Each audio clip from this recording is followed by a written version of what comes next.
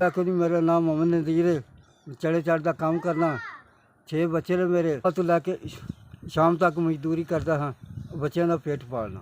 2 महीने बीबी मेरी बीमार सी, जो पैसे आखने मैं डॉक्टर ने दे छड़े ने जी। बीबी बच गई है, कारोबार ख़त्म हो गया। सामान मेरे को सारा मौजूद है, ना चने ने ना आलू ने। प्याज भी 100 रुपये किलो है, मैं तो ला ही नहीं सकता। चने 100 रुपये किलो ने। 1.5 हो गया जी, बिल्कुल मैं फार्ग बैठे पैसे हों तो मैं कारोबार बना के तो अपना पै जाऊँ। निक्के निक्के बच्चे ने कोई दुध मंगता, कोई रोटी मंगता, मैं परेशान हो गया।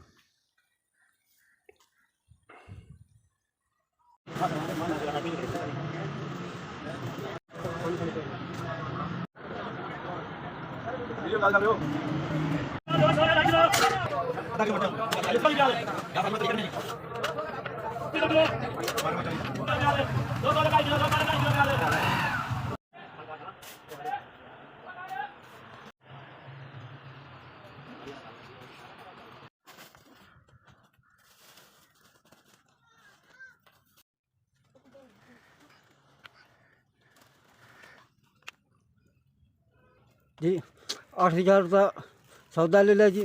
थोड़ा भला हो, अल्लाह पाक थोड़ी तंदुरुस्ती दे, जिंदगी करे। 8000 का सौदा खरीद लिया, 2000 रुपया का मैं दे छड़े। अल्लाह जींदे रहो, जिन्ना मेरा कारोबार चलाया।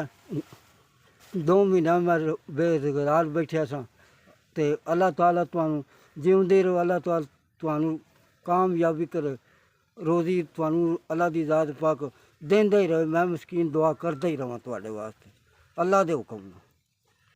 जी सुबह मैं निकलना चने चाट लैके अल्लाह के कोल तुहाडे वास्ते दुआ करदा लगा जांदा, तो 2 महीने मैनू इंशाअल्लाह ताला लोड़ ही नहीं पैनी सकदी। इन्ना सौदा मैं खरीद लिया।